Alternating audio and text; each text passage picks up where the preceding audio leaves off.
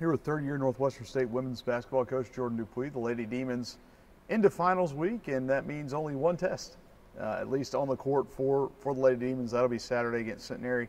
Coach, we can start with yesterday's game against ULM, and something I think you saw there that may help you prepare actually for Saturday's game. Yeah, we saw basically 40 minutes of the zone, and really it will help us for Saturday's game. I think we got to learn some lessons with that we've got to try and beat the zone down before it sets up. Also, ball movement, gap penetration, ball fakes are something that's got to be used in order to defeat a zone. You got to give ULM a lot of credit with the length that they put out front. Made it difficult for us to execute. We did a much better job in the second half, but it's something that we've got to continue to get better with, because I think we're going to see more of it. I also talked to them in the locker room after the game and say people are going to get this film and say, look, they don't shoot the basketball very well, so we may see more zones. So it's just a mentality that we got to have, that we've got not only got to shoot the ball better in practice, but we've got to get in here on our own time and make that happen as well. I guess in a sense then this comes at a really good time where you do have 6 days between games as things start to space out, so those players can get in and have a little more time to get up additional work as well as handle their scouting reports. They do, and we always take academics into account, so we're going to practice accordingly to get ready, but also to allow them to do what they need to finish strong academically.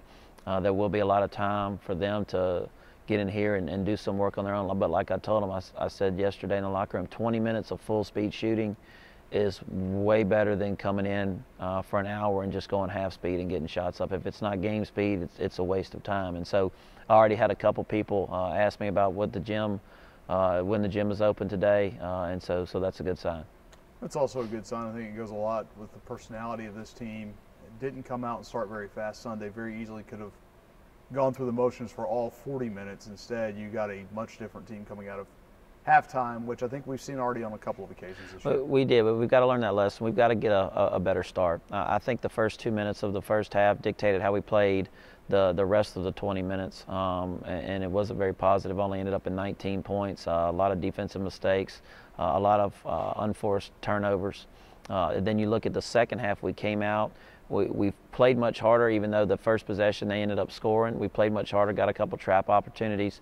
We changed our defense up. We went to our man-to-man full court run and jump, and I think they just play with a lot more energy. And when we create turnovers defensively, we're flying around defensively, it becomes a lot easier for us to score on the offensive end. So hopefully that's a lesson that they're going to learn and we don't have to bring up again.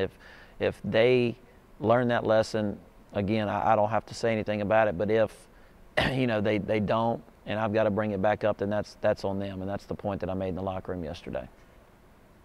A little bit of a scary moment toward the end of Sunday's game when Victoria Miller went down and was down for a while. I know you checked on her yesterday. Update her status.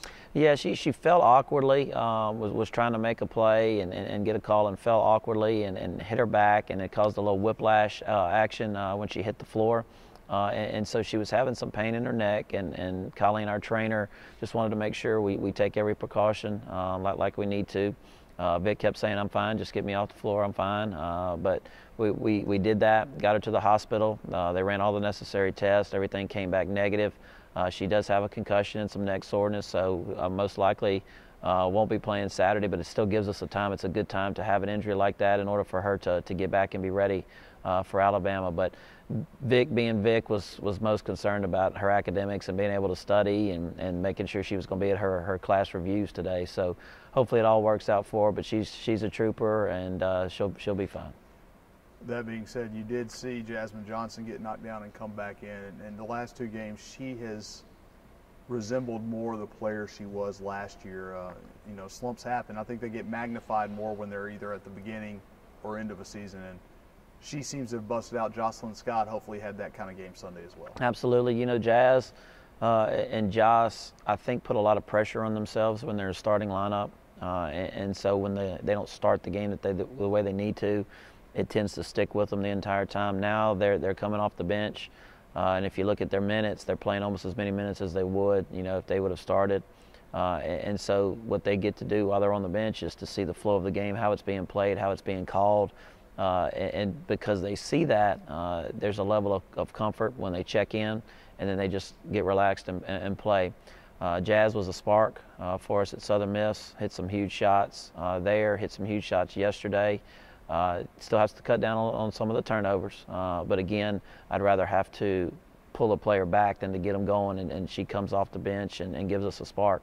Joss was huge, especially in the third quarter. You look at her minutes, the efficiency of her minutes. I believe she played 17 minutes, 10 points in those minutes, 8 rebounds, and of those 8, 5 are offensive. So big-time numbers. Also hit a huge 3 at the end of the third quarter to pull us within 6. So again, texted her this morning, told her how proud I was of her minutes that she played, to keep grinding, because that's the only way that you work your way out of those slumps, and I'm sure she'll be in the gym here later today.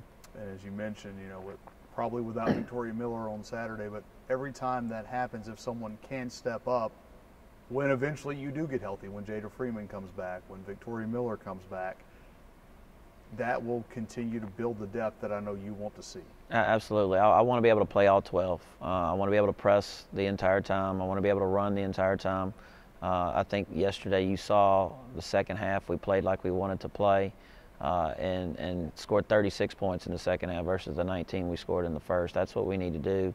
I feel like this is a team that can average at least 70 points a game, especially when we get in the conference. But having everybody healthy is key. In order to play that kind of style, that kind of speed, you have to have 10, 11, 12 play every game, and everybody can contribute. So, we're looking forward to that, getting everybody healthy, especially in the stretch run. Hopefully we can get a little taste of it before Christmas.